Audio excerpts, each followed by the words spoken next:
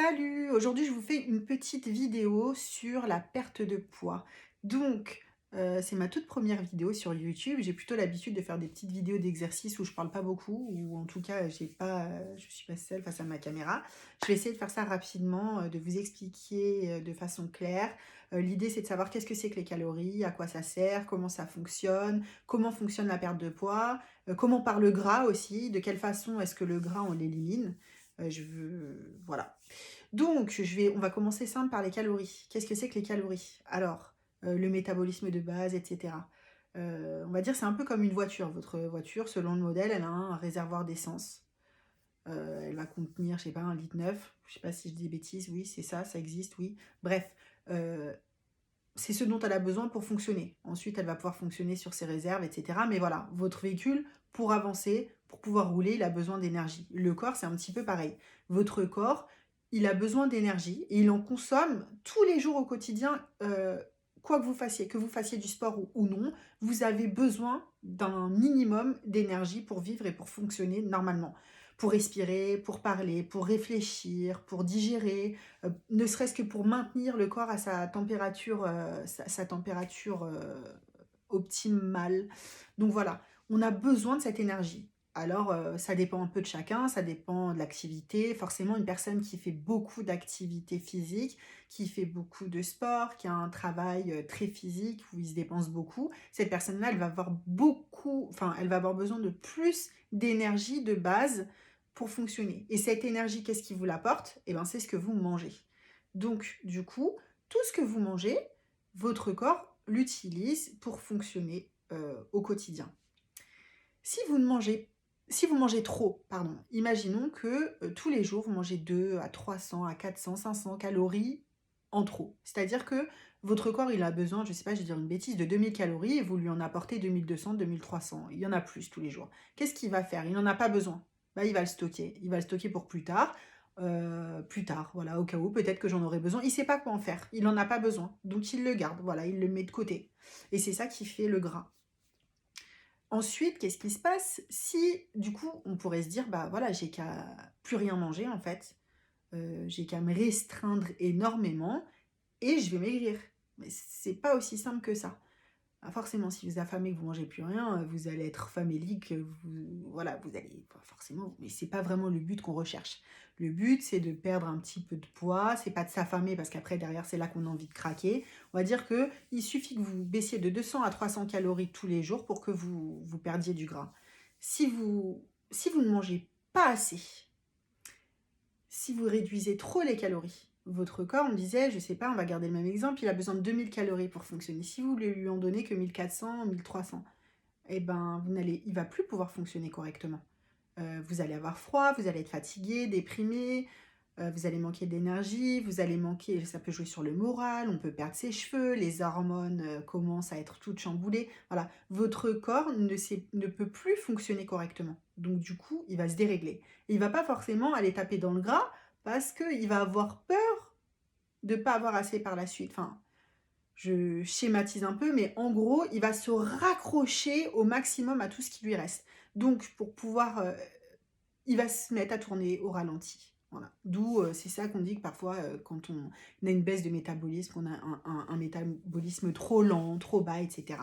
Ça peut être dû à ça. Il faut savoir aussi que le corps, il garde en mémoire tous les régimes, toutes les choses qu'on lui inflige. Donc si vous avez tendance à faire du yo-yo, un coup vous mangez plus, un coup vous mangez trop, bah lui il est complètement perdu. Et du coup, dans ces cas-là, il se dérègle et puis là encore une fois, il tourne au ralenti. Donc l'idée, c'est de baisser pour pouvoir perdre ce gras qui est accumulé. Il suffit de baisser un tout petit peu tous les jours. Et puis petit à petit, les choses, elles vont revenir à la normale en fait. Pas besoin non plus de se dire que si un jour vous avez un repas un petit peu trop riche, il faut le lendemain plus rien manger et que ça va rentrer dans l'ordre. Bah non, parce que c'est comme ça que vous allez vous dérégler justement. Là, un jour, votre corps, vous lui en donnez trop. Le lendemain, vous lui en donnez plus assez.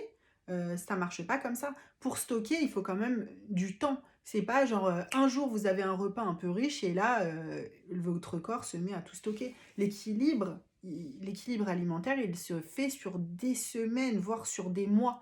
C'est pas quelque chose qui se fait du jour au lendemain ou au jour le jour en fait. Donc voilà, vous n'avez pas besoin de calculer vos calories, de commencer à rentrer dans des calculs compliqués, peser la nourriture et tout ça. Il faut savoir que c'est quand même un peu lourd. c'est contraignant au quotidien. Il faut essayer de faire ça intelligemment. Voilà, dites-vous, par exemple, je sais pas, vous avez un petit déjeuner qui est pas terrible, vous prenez des petits gâteaux, en sachet, plein de sucre. Bah, peut-être que, si vous le remplacez par un fruit, un fromage blanc, du pain complet, vous allez déjà gagner un petit peu de calories. Pareil pour le goûter, plutôt que de se dire: «Bon, bah, vas-y, je mange rien entre les repas» et craquer à 18 h ou 19 h sur un paquet de chips ou des gâteaux parce que vous en pouvez plus, vous crevez la dalle, bah, plutôt que de faire ça, autant se faire une petite pause goûter avec un fruit, des fruits secs, je sais pas moi, du fromage blanc. Il y a plein de petites choses qui, du coup, vont vous tenir au corps, vont vous empêcher d'avoir faim et bah, vont vous empêcher de stocker et puis vont vous permettre du coup, de perdre du poids petit à petit sans vous en rendre compte. Voilà, le but, encore une fois, c'est pas de se restreindre de façon trop drastique, pardon, parce que ça ne fonctionne pas. C'est aussi, bon, je, sur Instagram, il y a pas mal de filles qui m'ont dit ces derniers temps, bah moi, bah, je consomme 1100 calories par jour, je comprends pas, j'arrive pas à perdre du poids. Bah ouais, mais c'est pas assez en fait. Donc trop restreindre, ça marche pas. Si vous êtes bloqué depuis longtemps et que vous voyez que ça bouge plus, il y a 2 solutions, soit vous mangez trop, soit peut-être que vous mangez pas assez. Ça peut être une des raisons. Mais bon, souvent, ça peut être aussi qu'on mange trop. On a l'impression de manger bien, mais on mange un peu trop. Bref, n'oubliez pas aussi que si vous faites du sport, votre besoin de base, il va être un peu plus élevé. Pour fonctionner normalement, pour faire fonctionner vos muscles, etc., le corps, il va avoir besoin de plus d'énergie. Je ne sais pas, la personne à 2000 calories dont on parlait tout à l'heure, si elle se met à faire du sport de façon régulière, bah, son corps de base, il va nécessiter plus d'énergie pour fonctionner, pour qu'elle puisse faire son sport, etc.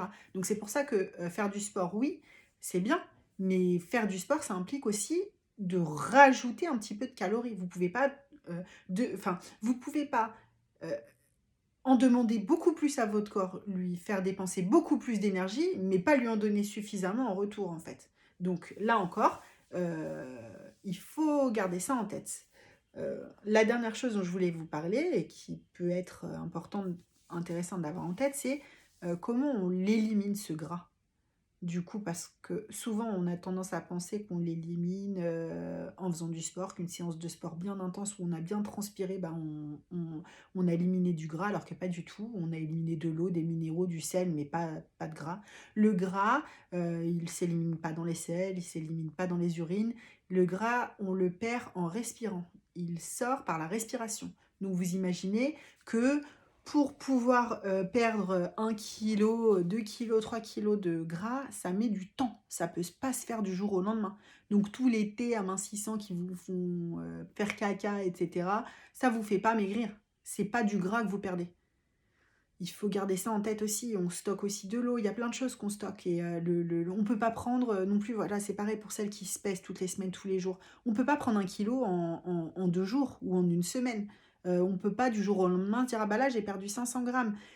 Ça met du temps et voilà les variations qu'on a d'un jour à l'autre, d'une semaine à l'autre, c'est lié à plein de choses. Ça peut être parce qu'on arrête, on retient plus d'eau. Ça peut être parce qu'on fait du sport, le muscle. euh, comment dirais-je, il est moins volumineux que le gras. Comment dire, à volume égal, euh, le muscle va être plus lourd que le gras. Donc, c'est pareil, ça peut vous donner l'impression que vous pesez plus lourd alors que visuellement, vous êtes plus aminci. Tout ça, il faut le garder en tête. Donc voilà, j'espère que je vous aurai apporté quelques petites précisions et que ça va vous donner des petites idées pour vous lancer. Je vous rappelle que je viens de me lancer dans le coaching. Donc si jamais vous sentez que vous avez besoin d'aide, vous avez besoin d'un coup de pouce, vous avez besoin qu'on vous booste un petit peu, vous êtes un peu perdu, vous ne savez pas trop quoi faire, peut-être que vous stagnez, vous n'arrivez plus à perdre et vous ne savez pas trop pourquoi, n'hésitez pas à me contacter, à prendre rendez-vous pour une petite séance. Le but, c'est de prendre 1 heure pour discuter avec vous, pour faire le point sur ce dont vous avez envie, ce dont vous avez besoin, vos habitudes, et par la suite réussir à vous conseiller au mieux, à faire un petit bilan, revenir vers vous avec un plan d'attaque pour vous aider à perdre ce poids. Là, on est à 3 mois de l'été, c'est le moment idéal pour commencer.